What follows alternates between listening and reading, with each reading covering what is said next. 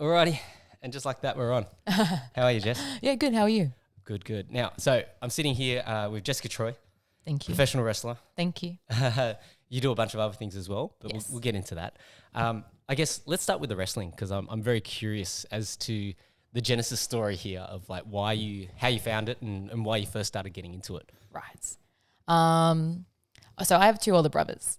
And whenever I go to my dad's house, they would have Foxtel on the TV, and it'll be WWE every Saturday morning, Raw or SmackDown or both. And I would hate it and complain and be like, no, I want to watch something else. I want to watch cartoons, anything but this. And then I finally sat down and watched it. And like, I swear the first time I actually watched it, I fell in love with it. Wow. Yeah. Okay. So do you remember any of the wrestlers that were on at that time? Yeah, I remember seeing, I didn't know any names. But I remember seeing two guys with like long blonde hair, and they were always really funny. And this was like 2006, 2007. So I'm guessing that would have been DX and like Triple H and Shawn Michaels. So Yep. I'm pretty sure I liked them the best. Mm. And then obviously months later it evolved and I found my favorites and I got really, really, really into it. Like I'd religiously watch it. I go buy the magazines every month. I would buy the DVDs as they came out, record Raw and SmackDown, any pay-per-views, and like one of those hardcore fans. That was me. Did that were your friends also fans of it, or were they No. sort of like, Jess, what are you Yes. watching? Yeah, none of my friends liked wrestling. I think I tried to show it to them a few times and they would actually enjoy it when I showed it to them, but then they wouldn't get into it like me, so it wasn't really the same. And like when WWE would come here, I couldn't go with my friends to go watch the show, but I would go with my mum or my dad would take me. So we'd travel down to Sydney because I grew up in Newcastle, Okay. and we'll go watch the live events. Wow. Yeah. So that was 2006, 2007 when you first started to get exposed to it. And then Yeah. how did you end up jumping in and So I think I was like around 10. It was pretty soon after I started watching it, I decided, I want to be a wrestler. And like, I understand most people watching wrestling would be like, I want to be a wrestler. But then like, as they grow up, they're like, I want to be a doctor. I want to be an astronaut. But I was like, wrestler. In high school, I wanted to be a wrestler. In year 12, I wanted to be a wrestler. So I didn't focus on going to uni or anything.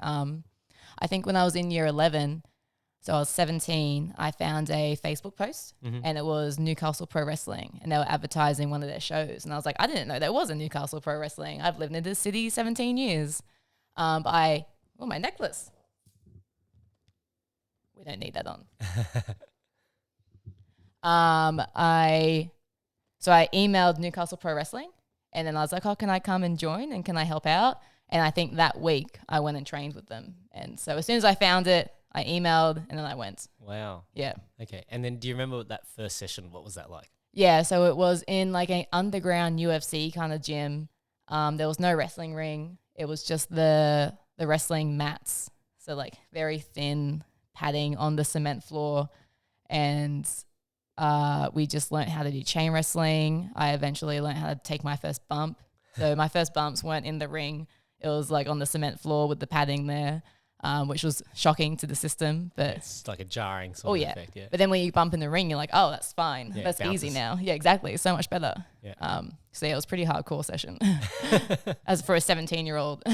And you weren't, concerned or worried at all. Like you walk in, I'm sure it was fairly male dominated, right? Like, Yeah. were you one of the only females, or were you the only female in that room?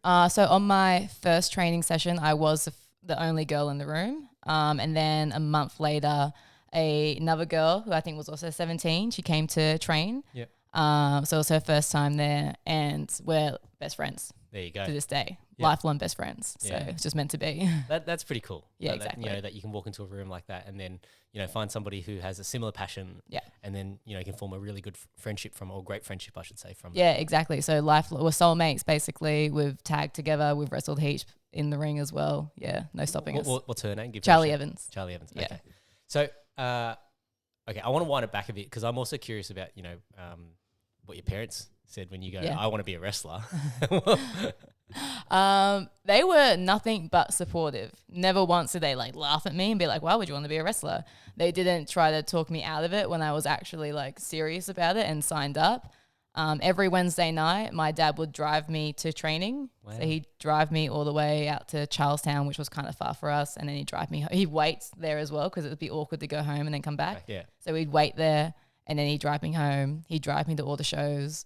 My mum was nothing but supportive as well. They bought me a trampoline so I could practice on. Oh, that's cool. Yeah, so I have a pretty lucky family background like that where I could have chosen anything and they would have been like, cool, you can do that. Yeah. Yeah. Yeah. Okay. So let's sort of work on that. I just want to sort of pull on that family thread a little bit more and go back even further, right? So you grew up in Newcastle. What would some of your earliest memories be? Earliest memories. My earliest memory I have is really random, but I was 2 years old and it was me getting my ears pierced. Oh, really? Yeah. So my mum wanted me to get my ears pierced, but my dad was like, no. But then she kind of like trained me almost to be like, I want my ears pierced. I want my ears pierced. So that when I said it to my dad, I could go get my ears pierced. But I didn't know what that meant. I was just like, I'll get my ears pierced. And then the memory I have is me looking at this mirror, and they still use the guns at this time to like pierce ears. Yep. And then I can just see myself burst into tears. Yeah. So traumatic, really. Yeah, that's right. And so did it actually hurt, or were you just more the? I think it was just the fear of noise. gun, right? Yeah, the Like noise and the fear of the gun. Yeah, but that's my earliest memory. Wow. Yeah. Okay. Slightly traumatic. A little bit, yeah. But besides that, no, I had a very easy, loving childhood, so I was very lucky in that sense. And so were you the youngest? So you had two older brothers? Yes, I'm the youngest and only girl. Yep. So that helped a lot. Yeah. So Yeah. you would have got your way. Yes, with everything from them. So like from my brothers and also my dad and my mum, wrapped around my finger. And Still to this day. And out of curiosity, what about your brothers? Did they go in any explorations into wrestling? Like they were into it as well, right? So Yeah, but now they act like they weren't. I'm like, no, I watched it because you were watching it. What do you mean? But now they're like, wrestling, that's lame. I'm like, no, it's not. No, they never got into any kind of wrestling. My brother Garrett loves coming to all the shows though, especially. Jamie, he's come to some of the Nui shows with his kids. But the ones in Sydney that are over 18s, Garrett comes to a lot of those, and he comes with my mum and gets really into it now. Yeah. So I say he's more of a fan now. Yep. Yeah, not of me, but other people. Yeah. Okay. I would have thought it would because of you, right? Well, it helps that I'm there, Yeah. but I'm not his favorite. Okay. Yeah. The storylines. Oh, look, a little kitten's come. Oh, hi. Hello. We've been joined. Hi, We got a- Solene. We got a little kitten. Don't touch the buttons, though. Yeah, They're not let's- for you. She yeah. likes calls. Anyway, all good. Well, we'll have to tell a story. So, where did this kitten come from? Oh, yeah, true. Just so people So- are wondering we're, where at this a, kitten's from. we're at a house party, and some people found this tiny kitten underneath a car in the rain. And we were like, oh, we'll take it home. Yep. And I did post it on Facebook. I was like, kitten, has anyone lost a kitten? No one's claimed her. Taken her to the vet, not microchipped or anything. So yeah, now she's here. There we go. All right. Well, yeah, she can just sit on your lap while we chat. So, when it came to schooling and things like that, like what kind of a kid were you? Like, what did your teachers say about you? Pretty quiet. I was very quiet and very shy. I liked sports and I liked drama, which is very convenient for wrestling because that's two things that it is. Yeah. It's sports and drama. I enjoyed drama because it was my time to like not be so shy or quiet, and I could like put on a character and it'd be a bit easier to make a bit of noise. Yeah. Whereas me, myself, I'm just hiding in the corner, basically, which is the opposite of wrestling. Yeah. Right. You got to be flamboyant. You got to be out there. And so I guess when you're in the wrestling ring, right, is that like the way that you treat it? It's like you're putting on a mask kind of a thing, and it probably helps that you put on like a costume kind of a thing, and the makeup and all that sort of stuff. Exactly. Yeah. So it doesn't feel like it's normal Jess. It's like Jess. Yeah. Yeah, exactly. It's more so an extension of me. I feel like it would be easier if I had a very distinct, flamboyant, crazy character like some of the people do. But my one is more wrestling based. So I find character work the hardest. But when I'm just an extension of myself, because my name's the Granola Grappler, so I'm a bit of a hippie, and I also like technical wrestling, so it's two of those things combined. Yeah. It's easier to just be myself, but more. Yeah. Almost. Yeah, it was, I think the best way to sort of describe it is that you've got these things in your personality, Yeah. and then you're just picking on the certain aspects and dialing them up to 10, right? Exactly right. Yeah. Yeah. So true. Yeah. So then, as the quiet sort of reserve kid, like what sort of subjects did you do in high school? And then you mentioned that you left in year 11, was it? Or No, I just started training in year 11. training in But year I stayed at school to year 12. I did drama, obviously. What else did I do? I loved English, drama, PE, because for sports. I liked art, but I didn't continue art in high school. I dropped it as soon as I could, basically. Yeah, the more creative subjects were more for me. Yeah. Yeah. Okay. And then, so because you already had it in your mind that you wanted to be a wrestler, were you focused on academics at all? So I guess like, No. no. Not at all. I didn't choose my subjects to get a good ATAR or anything like that. I got my ATAR, haven't used it to this day, which is fine. That's totally fine to do, whatever. But it's also so fine to use your ATAR. I was much more, because I already started training when I was 17. I was on shows 6 months later, so I was already wrestling at 17 as well. I was so focused on, no, this is what I want to do, and I'm already doing it. So I don't really need academics at the moment. Yeah. So then, what was your sort of plan? Like, I guess, like you finished school, right? And you're already wrestling, you're already on shows. Yeah. So then what was the sort of goal at that point in time? Or how are you also making ends meet, right? Like, because, money is always a massive factor for some of these things, right? Oh, exactly. I already had a job as well, just a casual job at like a pizza restaurant. Okay. So that was easy. The goal was to get well known in Australian wrestling and see if I could get picked up by an overseas company or something like that. And at 17, I knew that wasn't going to happen anytime soon. So I was more focusing on getting around to as every show I possibly could. So I go to IWA, I go down to Rock and Roll Wrestling, PWA in Sydney, which is where I am now. Obviously all the Newcastle shows. I went to Melbourne, flew myself to Melbourne to get on those shows. So just traveling and getting my name out there, which I think helped a lot. Yep. All the traveling and meeting people and just getting my face in everywhere that I could helped me now, so that more people know who I am. Yeah. You have a bit more of a reputation now. It's networking as well, right? Yeah, exactly, which I hate. That's my least favorite thing in wrestling besides character work is networking. Yeah. Why is that? You just... I don't know. I don't want to seem like I'm just talking to someone just so I can use them later or like get something from them later. I'd rather just build an actual connection with someone and then like them. And then like if they need some help, I can help them. Or if I need help, they can help me. Yeah. I find, networking can be a bit tricky in that sense, or a bit messy, where I'm like, I don't want to meet someone just to see what I can get from them. Yeah. Yeah, I think one of the ways that I reframed the whole idea behind networking was to look at how I could connect other people. Yeah. To help fix, maybe there's a problem that someone's having, but I know the person that could provide the solution. Yeah, right. No, that's a good way to think of it. Yeah, and so like, coming from the car game, I'd have customers that, as an example, might have a business doing one thing, and then they might need somebody for something else. And it's like, oh yeah, I know a guy who does that, and so connect those two people. And then it's like that would be the way that I would network. And then both of those people would then remember that, right? Yeah. And be like, oh yeah, Johnny connected us. And so I sort of viewed that like, I think, if you just view networking as trying to get something out of it for yourself, it becomes very shallow. Yeah, right, which I feel can be very common. And when it's done like that, I feel like it's so obvious as well. I'm like, oh, I know what you're doing. Like, yeah. I try and I make this habit like, and I've talked about this before many times, but like, it's like when I think of somebody, I try and either send them a text or give them a call. Yeah, that's lovely. And it's that's just so nice. one of those things, because then like, it's just for no reason. Yeah. Right. And I did to one of my high school friends that I haven't seen probably since high school the other day. And like this 90s hip hop playlist came on, and I was like, oh, I just thought of this person. So I sent him a text, and then she sort of laughed, and she's like, why are you messaging me? That's kind so of thing? funny. And I was That's just like, so nice though. This playlist came on, and I was just like, I thought of you because, this is kind of music we used to listen to back then. Yeah. Right. There's a few guys in wrestling like that where they'll just shoot you a message every now and then, just like, checking in, making sure you're okay, how you going? Yeah. And it's just like, it's always the nicest people that are always just sending out a random message to see how you're going. Yeah. And it's really lovely. Yeah. Yeah. So then, I guess, I'm sort of curious towards the grind, right? Like, once you start getting into this cadence of, taking yourself to shows and trying to build up your name and all this sort of stuff. And I also want to just touch on that because, the money that you would have spent, like it would have been a lot of money out of your pocket doing flying and everything, right?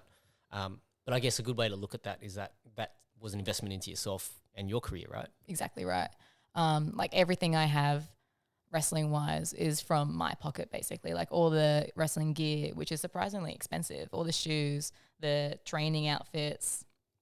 I have my own custom music, you know what I mean? All that kind of stuff is all out of my own pocket, and it adds up.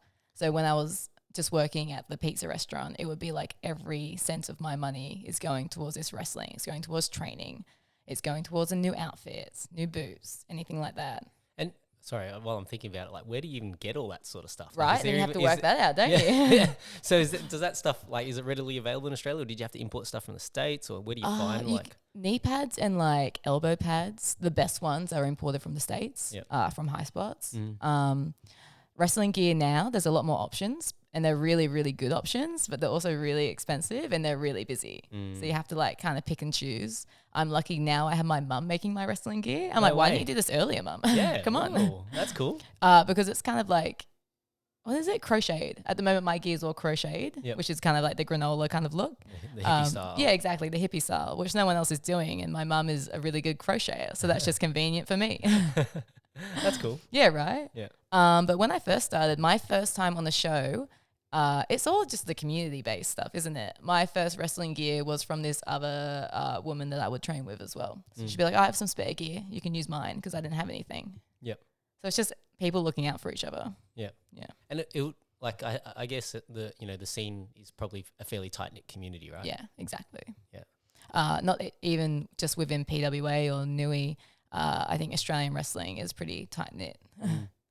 So then, I guess, was there a turning point where it's like you can actually generate a little bit of income from this? Like, when did that happen? Oh, lucky if it's happening yet. Because the wrestling gear, like cost of living, everything just goes up. Everything's more expensive. As a coach, lucky, I guess I don't have to pay for training anymore. So that's nice. Yep. When you make money is probably more off your merchandise, which is another one where you have to spend money to make money. Yep. So any kind of shirt or tote bag or print or anything like that you have, that's where your money kind of comes in from. Everything else, I feel like it's really hard to turn over a profit. Yeah. Yeah, I can imagine that. Like, I think, is there much like in terms of sponsorships and that sort of stuff that people? Not for individual wrestlers that I've really seen. I've seen a few, but not very many.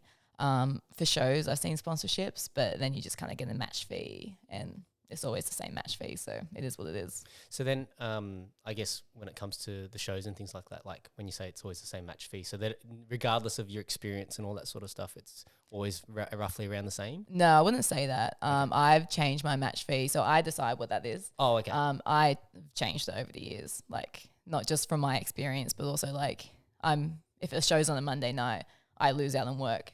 So it's like I need a bit more money, obviously. And also experience-wise, like the more I wrestle, the more I'm like, I'm worth this much now. Yeah. I should get this much now. So I'll raise it up. And if someone's like, can we do this much? I can either be like, yes or no. Most of the time it's going to be no. I'm like, nah, I'm good, thanks. Okay. So then when it comes to like the like your performances in the ring, so to speak, right? Like, how did you come to develop your your moves, your signature moves and all that sort of stuff? I just did the stuff I enjoyed doing. So I started off wanting to be more of a high flyer and do all like the hurricane runners and head scissors, which I do sometimes. But then I really discovered I enjoyed technical wrestling or grappling. So I do a lot of that now, where my finisher is a Fujiwara armbar, but it's from a head scissors. So I combined the high flying with the technical into one move, which is nice. And so when it comes to like trying to work out some of these things, right? Like, are you obviously you're training your wrestling and still doing that, but like, are you getting other influences? Are you like dabbling in other martial arts? And I haven't really dabbled in other martial arts. I did like boxing when I was very younger, like in high school kind of thing, to see if I liked it, but I didn't. No, not really martial arts. I more so get all my ideas either from training, like we have really good trainers there, people like Ricky South. He'd be like, I saw this cool thing. Do you want to give it a go? And I'd be like, yes, I do, Ricky. Let's try it. And I either like it or I don't like it. Or you might have someone come into training and be like, oh, Jess, I saw this really cool arm submission, or I saw this cool arm takedown, and they show it to me. And I'm like, oh, I'll try that. So it's more back to that community base where people are just like, oh, you could try this because that would suit your character. You could try this because it suits your moveset. And then you build around that. Yep. Yeah. So then when it comes to like that technical development, right? Because you said, as you said, you gravitate towards that. Is that just like time in the training room, practicing and working on those skill sets? Yeah, pretty much. It'd be a Wednesday night or whatever night kind of at training. You might learn something at training, but then you want to change it to suit you more so, or like change it to suit your character, change it to suit your moveset, and go from there. Yep. Yeah. You kind of like play around with it or create small groups and see what you come up with as a group. Yeah. So then, I guess like from that perspective, right? How did that sort of lead into you moving into coaching and doing that side of things? So I just started coming onto like the we call it core training, which is the bare like basics. Like these people just did a tryout and now they're in. Wait, there's a tryout. You got to do a tryout to get in. There's a tryout. You have to do a tryout to pass and get in. Most of the time, people pass, but it's mainly to see people. You keep going. You don't have to be able to do everything or like do all the amount of squats we do, but as long as you keep trying. So what would a tryout look like? Just so I think the last one we did, it was quite recently. We did a small like jogging warm up, and then we did 300 squats. Okay. Like 60 a variation of push ups, some crunches, and then we did like carries. So you have to lift someone up in a fireman's carry or a piggyback and walk them around the ring. And that's about it, really. Okay. Yeah. Oh, and then tumbling, all our rolls. Yep. So you have to be able to do a front roll and back roll, or just attempt them. Really, that's all we're looking for. And then you can always train them. Yeah, because no one's gonna look like a wrestler on the first day. Well, I say that, but you should have seen me on the first day. Taking those hard hits. On the concrete. Right, straight away on the concrete. Yeah, they're lucky. They get a ring. Yeah, that's right. Yeah. Yeah. Okay, that's interesting because like I think that style of warm up is that's a very wrestling style warm up. Yeah, exactly, and that's just for our tryout. Like I've seen it a few times now on.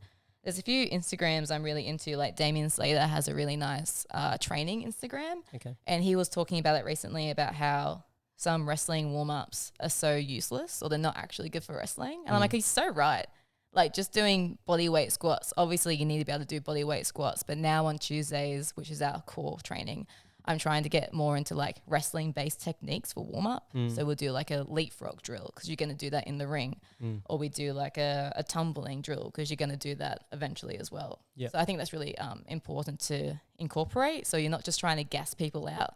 You're also putting to use to techniques you already know in the warm-up. Yep. Yeah. Yeah, and you're building the technical ability as well. Exactly, yeah. Right? So doing a squat is a different movement to having to jump over somebody. Exactly, yeah. So you should be able to do a body weight squat, obviously, but then not just doing that every single time. Changing it up a little bit. Yeah. Yeah, because when I think about like that wrestling style cardio, like I'm always thinking about the catch wrestling guys, like the Billy Robinsons, the Carl Gotchers, where they would do a lot of Hindu squats and Hindu push-ups. Yeah. And like use that as their sort of conditioning. Which are, they're all like very explosive movements, but I think the good thing about like a Hindu push-up is that it's also building flexibility.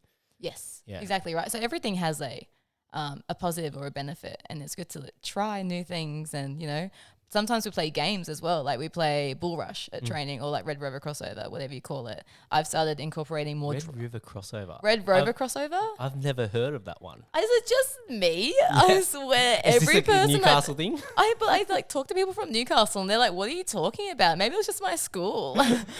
So is it played the same way, or yeah, what's it's the just difference? Bull Rush. Okay. Yeah, but I came to Sydney. I'd never heard the term Bull Rush before. Yeah. Okay. I've never heard the term Red Rover Crossover. That's so funny. Well, we'll see. Which is the right one? Okay, you let you guys tell us. It's not mine. It's Bull Rush. I've also tried to incorporate drama games into warm-ups. So I'll make it so we're just like doing a drama game, but we're also running on the spot or something. So you're moving your body, but also getting people a bit more out of their comfort zone and like building a bit more of a team-based atmosphere. And they're gonna have to be silly eventually anyway. So start them early. What's your go-to drama game? Like, We did it last week. And I really liked it. It was called Bang, I think. So it's the one where you're in a circle and you had to like jog on the spots. And then I would say a name, and whoever's name I said would have to duck down out the way before the people on either side shot them with a gun, and they go bang. Yeah. So if they duck out the way first, they're safe. But if they got shot, they're out. Okay. And it's the last person to go bang is also out. Okay. And then when you get out, you had to go and do star jumps or something. Okay. Yeah. Until there's a winner, because everyone is so competitive. Of course. So it's really good to play any kind of game where there's one winner. Yeah. Because people get really into it. Yeah. And then just on that vein, right, like when you were doing drama in high school, did you have any favorite drama games that you... The one I remember is Bus Stop, but that was my least favorite. I hated it. Okay. So what's Bus Stop? Which one's that one? So you have like a few chairs in the middle of the room, and then someone comes in and you have to create a scene. I can't even remember it now. Is it Space Jump or Bus Stop? They're the same game to me. Where like... You had to make a scene, and you'd be sitting there in a really awkward way, and then someone comes in and has to create a scene from how you look. Maybe that's Space Jump. I don't know. Okay. I obviously didn't pay attention. Yeah. Okay. Yeah. The only one I remember is the one where it's like, you, you, yeah, you're sitting in a circle, and then like people get picked, and then you got to go. You can pick anyone else in the circle, and you got to just make them smile. And so you got to say, "Honey, I love you. Please give me a smile." Yes, I remember that game. That's the one that I remember. I'll do that tonight at training because You it's gonna do that? Tuesday. Yeah. because that's a funny game, right? Like, Honey, it's I just love like, you. Yeah, no, "Please that's give me a good. smile." Yeah, that's nice. Okay, good. I'll make them like have a really angry face, and then you have to not smile, just to because wrestlers Yeah. are angry. So That's right. You got to yeah. keep the facade. Right? Exactly. You can't break character. Yeah. Out of curiosity, just while I'm thinking about that, right? Like when it comes to like storylines and that sort of thing, like how much of that is dictated by the promotion, and how much of that is dictated by you guys as the wrestlers? It really depends. Some people are really good at coming up with ideas. I'm not one of those people, which is a shame because I like to think I'm a creative person, but sometimes storylines are really hard. So most of mine come from the promotion, Okay. but other people like have really cool characters like Big Fudge or Reese Angel at PWA, and they are all Will Ketis, and they're so clever and they come up with all these ideas. And like even if it comes from PWA or management, they kind of morph it into their own and like make it such a big deal and like one of the main things going on. I'm like, how do you do that? How do you just take that and run with it so well? Yeah. Whereas I'm more like match. I'll put on a really good match, but like a storyline that's so hard to like make look really big. Well, it's also like I feel like when you watch all the good wrestlers, right? Like they've sort of like woven it into their personality. Yeah. You can't. It's so difficult. Like I feel like if I ever met Ric Flair in person, I wouldn't be able to tell if it's Ric Flair or Ric Flair, right? Yeah, Like, right. Yeah, like who are you? Who are Which you, one? right? Like, which is Is where this does you or a character? where does the character stop and where does the person begin? Oh, Or where does exactly. the person stop and where does the character begin? Right? Yeah, no, I agree. So it's like taking method acting to a whole new place, right? Right? Which you're like, is that healthy to be method acting for that long? Like, especially Ric Flair, he's been doing that for ages now. Like, Yeah, yeah. So it's just one of those things that I think, when it is cool to see, but it's also, I just wonder whether, behind closed doors, like what's the real person like too? yeah, no, I get that for sure. That's why I find it really hard because I'm like, mine is just an extension of me. So it's like, it's just me. That's who I am. Yeah, And now I'm out there doing a match. yeah, okay. Yeah. So then, when it comes to like wrestling nowadays, right? Like there's a lot of mixed wrestling, right? Like where males and females are wrestling together and all Yeah. that sort of stuff. Absolutely. Does that upset people? Probably. Yeah. 100% it does. But it's kind of just like any kind of a negative comment like that. It's so hard not to bite back and be like, no, you're wrong because of this, because of like my actual opinions, and I'll like try to educate them. Yeah. But then at some point, it's just not even worth it. Like you can't even change some people's minds. So you just have to more focus on doing what you do. And like me, I wrestle anyone. Doesn't matter. Just focus on that. On the show, right? Yeah, exactly. Focus on that and just forget those other people behind. Yeah. Like, not worth it. Mm. So there are a few detractors about that, right? Yeah, absolutely. And even promotions, like a lot of promotions around won't do that still in Australia, which I'm also like, it's upsetting because there's obviously going to be more male wrestlers and female wrestlers. And so not giving the females the opportunity to work whoever is available feels detrimental for them as well. Like I want to wrestle as many different people as I can because that's the fun of it. Yep. Getting to meet new people and like work around them and work with them. And if you just put me into this small box of you can only work female wrestlers, no male wrestlers, I'm like, oh, that's a lot less opportunity now for me to get on shows, especially, and to work other people. Yep. Yeah, especially when the market's so small, right? Like, Exactly. It's one of those Yeah. things. Like I'm massive on this line of thinking at the present moment where, things really like you have to make things commercial, right? Yeah. And because if they're not commercial, then nobody can really get paid. Oh, so true. Right? Yeah. So, and even like when you think of like a charity, a lot of charities are commercial. They're just portraying themselves as being a charity, right? But I think, and maybe like people might think like I'm like a hardcore capitalist as a result of it, right? But I just think Oh no. it's one of those things, right? Like if you want to put more money into a sport, well, then you need people to be paying Yeah. to watch the sport. And then that means that you need more eyeballs on the sport, which then like spins the whole chain. Because at the end of the day, if there's no money in the sport, then why would people want to participate in the sport? No, exactly. And therefore, why would people want to watch the sport? Yeah. And I feel like having a show where it's just like an 8-match card and there's one women's match on the card, which in itself I already hate. Like me as a woman, I'm like, oh, it's fine, but I want to see more of me up there. Yeah. You know, I want to see more options for me to watch. Like, obviously, I like watching the guys wrestle and whoever it is, but I want to see more female presenting people up there so I can like get behind them and like be inspired and be like, oh, that could be me. Yeah.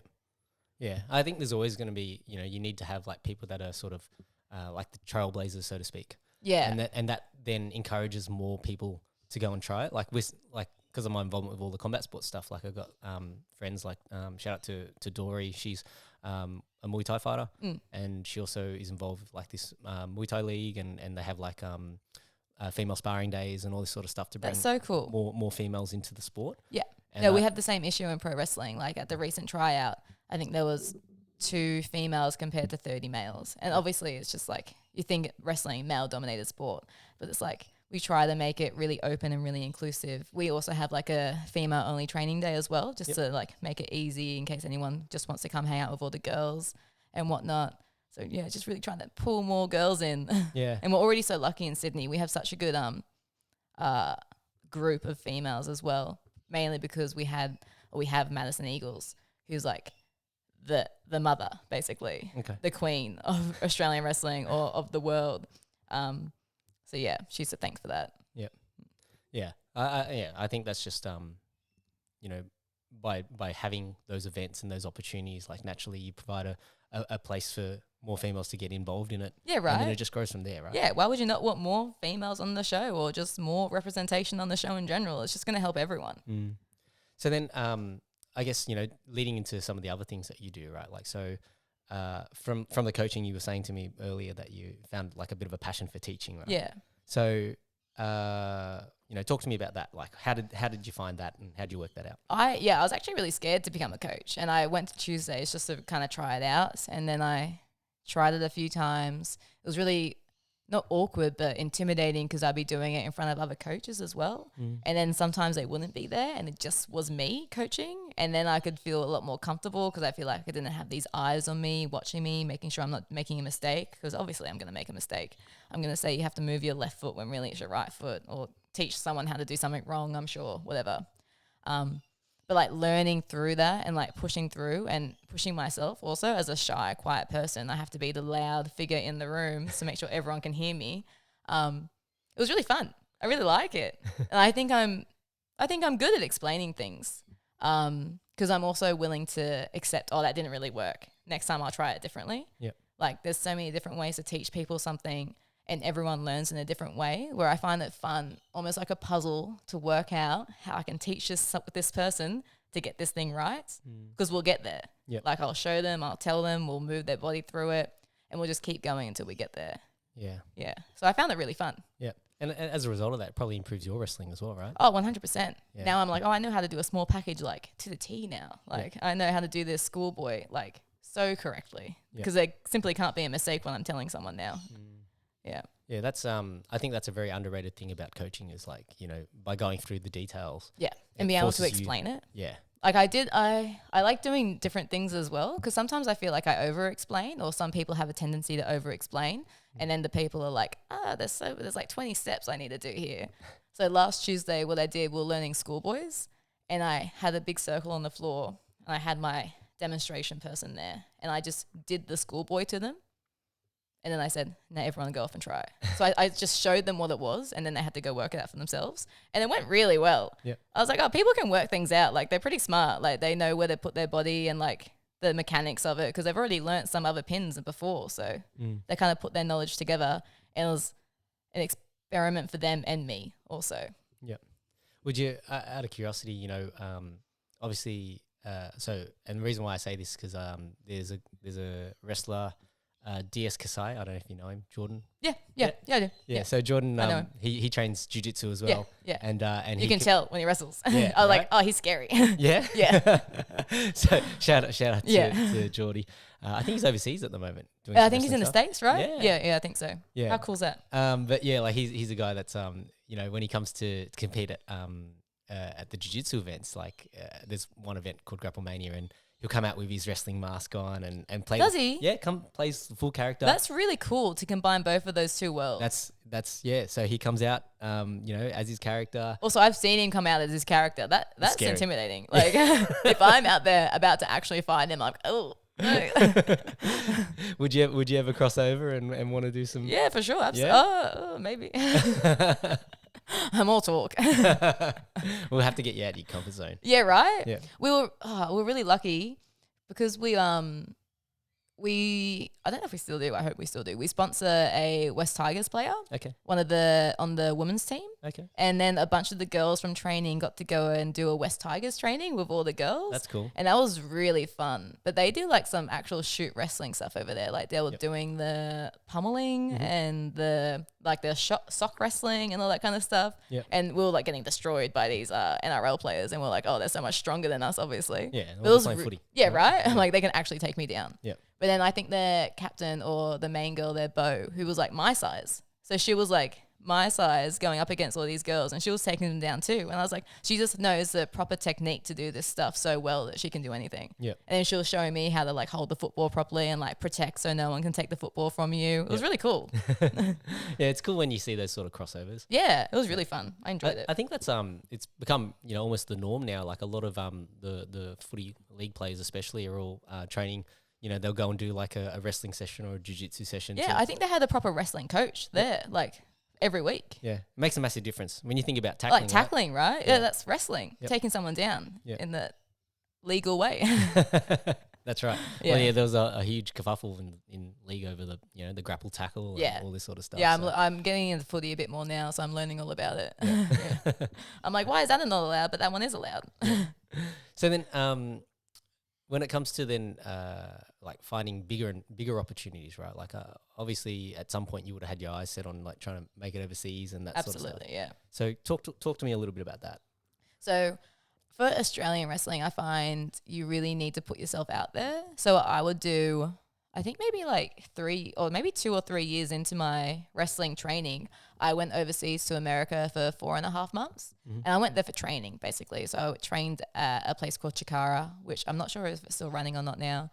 But it was amazing. I learned so many cool like lucha-based techniques and arm drags and everything I really like doing, technical chain wrestling. And then when I was over there, I got to wrestle on shows, which was really cool. Like you bring your gear hoping, and then that actually happens when you go there. So I was wrestling overseas. I wrestled for a place called Shimmer, which is an all-female promotion over there. And it's like the place you want to be. If you're a female wrestler, you want to wrestle on Shimmer. Like that's the goal. So to do that so early in was amazing. And then I come home, and then for the next 4 or so years, like 2-3 times a year, we'd go back over. Oh, wow. And we'd wrestle for Rise and Shimmer consistently. So that's like dream come true kind of stuff. Which is the only, and it's not the only way, but I think it's the best way to do it being over here, because you have not as many eyes on you in Australia because all the wrestling fans are in America or Japan or Mexico. So you kind of have to go to those places that entice you. Where you want to be, that's where you kind of have to go. Yeah. And like I guess when you think of like the WWE and things like that, where it's like this massive show and it's like a traveling circus really, because they're just going from town to town to town and putting on events. It's crazy. Right? Would that be the kind of lifestyle that you'd want to have? I don't know. Yeah. I don't know. It used to be. I wouldn't say no if they asked. Yeah. But yeah, it looks really hard. And I also really like Australia. Yeah. Like I've been to the States so many times, and it's nice for a holiday, but I love it back here. I like the people. I like the beaches. I'm a pretty easygoing kind of gal, so I need a beach.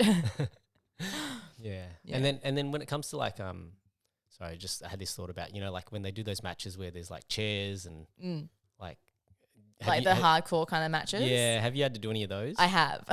And so did you have to get the razors and cut yourself? I did that recently for the first time ever, like this year. And I always said I was never going to do that. But I was with Charlie Evans, my best friend, and she's a big deathmatch wrestler. So have you heard of deathmatch wrestling? Yep. Deathmatch wrestling? Yep. So it's like hardcore wrestling, but to the extreme. So they use like light tubes and gusset plates. So she did gusset plates, I think, in our match. What's a gusset plate? I don't know. It's like it holds buildings together. So it's like these sharp metal spikes, and it's holding cement blocks together, and then they put it in them. Okay. I didn't do that. And like skewers in their head and all that kind of stuff, and glass planes like this instead of a table. Yeah. Crazy stuff, right? But still like telling a story. Yeah. People love watching it.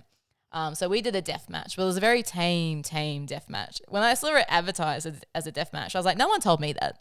No one said that was going to be a death match. I thought it was a hardcore match. But it was with her, and she'd be the only person I'd ever do that with. Yeah. So yeah, I did my first ever blade or gig, and I was very nervous. It hardly worked, but we did it. Don't have to do it again. There was a little bit of blood? Tiny little bit. Yeah, good enough. And then she did it, and she was like all over her face. Yeah. Wow. Yeah. And so do you have to get stitched up after that? Or No, I was fine. Okay. Easy. I don't think she's ever had to get stitched up either. Yeah. Really? Yeah. Because she was showing me what to do, obviously. She knows what she's doing. Yeah. Yeah. Far out. Okay. Yeah, right. I agree. Far out. The light tube one is always like, it looks cool, but I'm just like, oh my goodness. Like, Yeah. With me and Charlie, we also did a no disqualification match, which I think was more extreme than our death match. That was when like we did thumbtacks and she did skewers into her head. Well, I put the skewers into her head and it wasn't very good. I did it too much. Oh. Yeah. And what else did we do? Like a big chair, tower kind of thing. Yeah. Wow. Scary stuff. And- Not really my kind of vibe, but it was fun. I like doing it with her. Yeah. Oh, well, it's fun. It's fun as long as you're like, comfortable to do it with Yeah, the exactly. other person, Yeah, you right? pick and choose. Yeah. Like I have ultimate choice with whatever I'm doing. And if I'm doing it, that means I'm comfortable out there doing it. Yeah. I'd say no. Even to her, I'd say no if I didn't want to do something. Yep. Yeah. And then, so when it comes to like the actual, when you're having the matches, right? Have you guys already worked out, a bit of a game plan beforehand, or Most of the time, yeah. most of the time? Most of the time, for sure. Yeah. Yeah, most of the time on the day. Oh wow. Yeah. That soon you can just wow. Yeah. It's all story based. Like me and Charlie, I think at training, we've just done matches just there at the time because we know each other's stuff. We know each other's brain, and it's pretty easy just to put it together while you're in the ring. Yep. Yeah. It's fun. Yeah. Wow. Yeah. When you have that connection with someone, and I have that with a few people. So it's really cool. Yep. So then when it comes to like, when you're wrestling new people, right? Yeah. Like how do you work that out then? It's quite scary, but I also really like a challenge. So I went through a phase a few years ago where I was having a few people's first ever matches as well. Oh wow. Yeah, which was really fun. Putting together just a simple, easy match where they don't really know what they're doing because they're in front of a crowd for the first time and they want to do all their moves for the first time. So yeah, it's fun. Have you ever had to be say to somebody like when you're in the ring, it's like, oh, turn it down a little? Have I had to say that? I've had to tell people to slow down, but that's different. Okay. Just like slow down, let the moment sink in. They're into the moment, you know what I mean? Yeah. I haven't had to tell someone to calm down. Okay. Yeah, hopefully that doesn't happen. Yeah, it's always one of those things like when you get in front of a crowd, like it's going to amp you up, Yeah, absolutely. right? And you want to put on a show. Absolutely. And I think, the slow down thing is just like any time that you do any public speaking or things like that. Like when you watch kids do public speaking, they like speak so fast. Yeah. And it's like, That's me probably right now. take a pause, have a breath, and then go again. Exactly. Yeah, like in wrestling, we say if you think you're going too slow, go slower, basically, because everyone rushes, especially seeing it in our core, like our beginning classes. Everyone just wants to they want to be in the ring so badly, but then when they're in the ring, they want to be out of the ring so badly, so they just like rush through everything. And it's like, no, in between each step, you need to take a breath. Like each individual step, take a breath, and then go slower still. Yeah. Yeah, I think that's part of the showmanship. Exactly, which is the hardest part to teach. Yeah.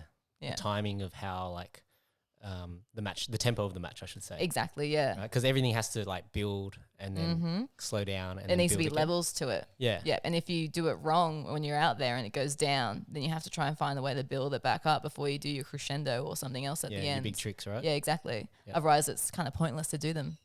It's funny because that's like fairly similar to a lot of performance-based things. So I used to do a lot of Chinese line dancing for New Year's and things like that. Oh, cool. So when you do that, like, you choreograph a routine and you're doing that side of things. And then it's like the thing that I like when I started helping other people like choreograph a lot of other people's routines, it'd always be like, okay, like if you start with like the level up here, it's going to be very Where can hard. you go? You can't go anywhere from that. Yeah, exactly. So You're gonna start go with the down. smaller moves, right? And Yeah. then build your way up to those crescendos. Exactly, yeah. And then just pacing, right? Like if you start so fast, then you're not going to be able to maintain that pace all the way through. You need to actually find a way to actually have something to slow it down a little and Yeah. build it back up. And You're that talking gets like you- a wrestler. Have you ever wanted to do wrestling? Because it's Tuesday. You want to come to training? I do a lot of jiu-jitsu, so You can take him down. yeah. So yeah, that's I have all Robert wrestling. Geordie, so yeah, I know his capability. He's very good. So Yeah, I bet. yeah. Okay, so then talk to us a little bit about the upcoming show. So there's an upcoming PWO show. Yes, we have the King of the Metro, which is on June 14th. So it's a few weeks away now. I'm very excited. I'm wrestling Delta. Okay. Delta is from Adelaide, and she's a big, strong girl. She's a lot bigger than me and a lot stronger than me, so I'm going to have to use that technical wrestling to really tell a story. Yep. Yeah, so I'm looking forward to it, though. We've wrestled a lot in Melbourne together and just have the best time. She's just the best human and such a good worker that it's just so much fun to be out there with her. Yep. Yeah, so I'm really looking forward to it. Well, that's going to be really cool. Yeah, it's really rare to have, like, such a good person and then such a good wrestler. You're like, oh, she's just two of the best things. How good. Wait, when you say it's rare, it makes it sound like anybody that's a good wrestler is a shit person. I know you don't mean it like that. It's just Well, no. She's just the best. yeah. Okay. Yeah. Cool. So June 14th, and then if people want to find you, how do they find you on socials, all that sort of stuff? You can search Jessica Troy Pro on Instagram and I'll be on there. I'm not really on Twitter that much anymore, and that's about it really. Okay. Just Instagram. Yep. Any reason for the move away from Twitter? Twitter sucks. Twitter's awful. It's called X now. Yeah, oh yeah, sorry, X. X is worse. No, it's just I don't know, too much for me to handle. Yeah, a lot going on in there. Lots of opinions. I'm like, I just don't need to see them. Yep. Yeah. And then, so you find Instagram's better from that perspective? Yeah, I think so. It's a bit easier for me to handle, and it's just like reels or pictures, and I can just post a reel, and it's just more fun. Yep. I'm on social. I don't want social media to be too dark or gloomy. I want it to be a bit more lighthearted, which isn't the world, I know, but yeah. Yeah. Okay. And then, like, you know, I know we talked about the sponsor thing, but like, I guess, you know, from a wrestling standpoint, do you think there'd be benefit to having like wrestlers going out there and chasing sponsorships from a personal level rather than just from I haven't really thought about it, but I think it's such a good idea. Yeah, I feel like in wrestling there needs to be not just training wrestling wise, but there needs to be also acting training and maybe even like marketing kind of training as well, because you're your own contractor. And that's a hard skill to learn. Like I say, I hate networking, so I'm really bad at the marketing process also and going out of my way to like find things. But if it was taught at training or like we brought someone in to kind of go through that kind of stuff, I think it'd be really beneficial. Yeah. And then, so when you say that you're a contractor, sorry, I just thought about this, right? So does that mean that you have to have your own medical insurance and all that sort of stuff? Yeah. So then, so is there a specialized company that does this for wrestlers, or Not that I know of. so do you have to disclose it to Booper or whoever you I don't know. Oh, okay. Don't have that. Oh, okay. I just hope for the best. All right. Well, if there's any medical insurers out there Right. who want to move into the wrestling space, There's a few people out there looking for it. yeah, I can imagine. Yeah. All right. Well, yeah. Is there anything else you want to talk about, or? Pretty easy. Okay. Pretty easy. Yeah. Is that okay? Yeah. Hope so. All right. So if people want to find you, how do they find you on Instagram again? Jessica Troy Pro. Jessica Troy Pro. Yes, Thanks, everyone. please. Thank you.